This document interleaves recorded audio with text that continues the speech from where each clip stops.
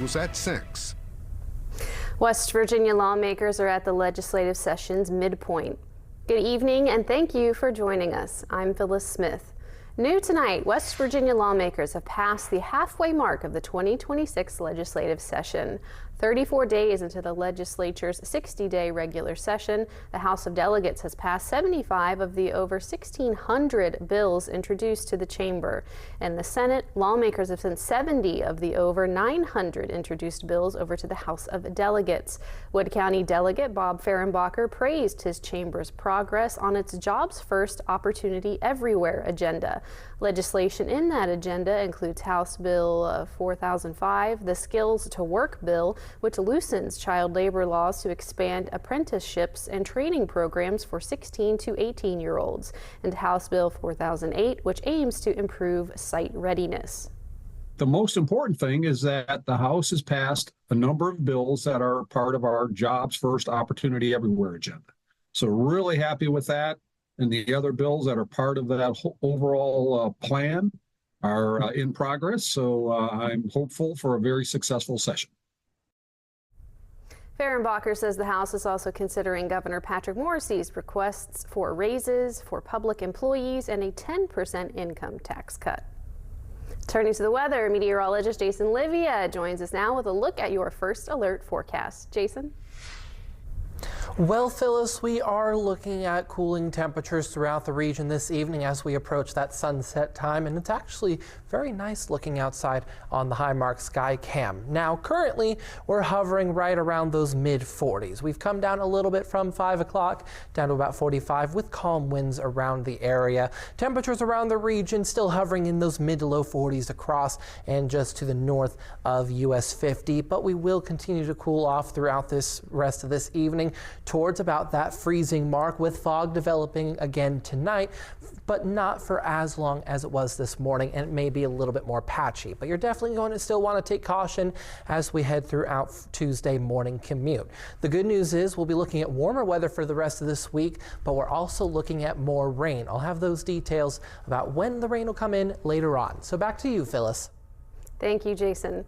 Today, the nation honors all those who have served as president. Our Chase Campbell joins us from the Blennerhassett Hotel to talk about some local presidential history. Chase, what can you tell us? Thank you, Phyllis. Here in Parkersburg, the Blennerhassett Hotel claims its own piece of presidential history. Then Senator John F. Kennedy stayed at the hotel twice in May of 1960 while campaigning for his party's presidential nomination. The hotel commemorates the president's visits with memorabilia displayed prominently on the first floor and in the JFK-inspired Kennedy suite. Items the hotel displays include a replica of the rocking chair favored by Kennedy and a letter the president sent to then Blennerhassett owner Robert Huck. Blennerhassett Hotel co-owner Lee Eric Rector says Kennedy's visits to the hotel remain a point of pride to this day. He was the beloved to the country, and we felt honored to know that John F. Kennedy had stayed a night at the Blennerhassett Hotel. Actually, a couple times through his campaign in the 1960s. Rector says commemorating Kennedy's time at the Blennerhassett coincides with the hotel's wider efforts to keep local history alive. That is all I have for now. Thank you, Phyllis. Back to you. Thank you, Chase. Crews still have not given up the search for a woman after she went into the Ohio River during a crash last week. The Pomeroy police chief says crews are patrolling the river with sonar while divers are searching down below. This began Tuesday night when a car crashed plunging into the river. Crews say a first responder was able to rescue a child from the car, tossing the child to the shoreline as the ice broke beneath him.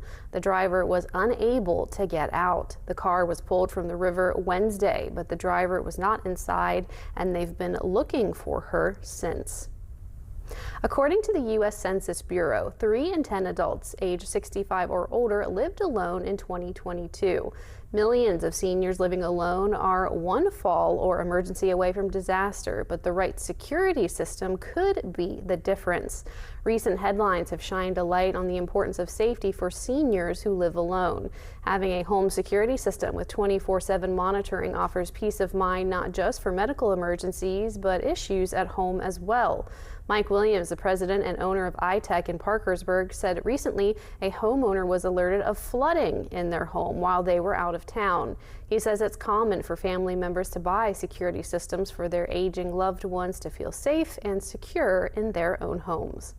You can have a security system, it's just the cameras, but nobody's monitoring it. So there's two steps. There's the part of monitoring and having a third party monitoring that system, and then you also have the step of just having the cameras. I love the app that's on the cell phone. I can be able to look at the cameras, I can see what's going on, I can know when somebody's come in and left the home, all those types of things.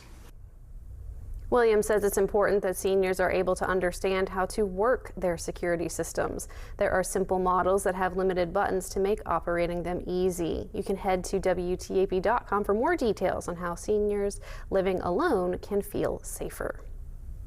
Before the United States could become its own country, militias needed to defeat a superior military force in Great Britain. As we celebrate America's 250th birthday, Washington correspondent Brendan Cullerton details a deciding battle in the struggle. Yorktown went from being one of Britain's key ports in the 13 colonies to the site where they ultimately lost the Revolutionary War. Before the cannons fired, Yorktown was one of the most important settlements connecting Britain to the colonies. The town of York was the second busiest port in all of Virginia.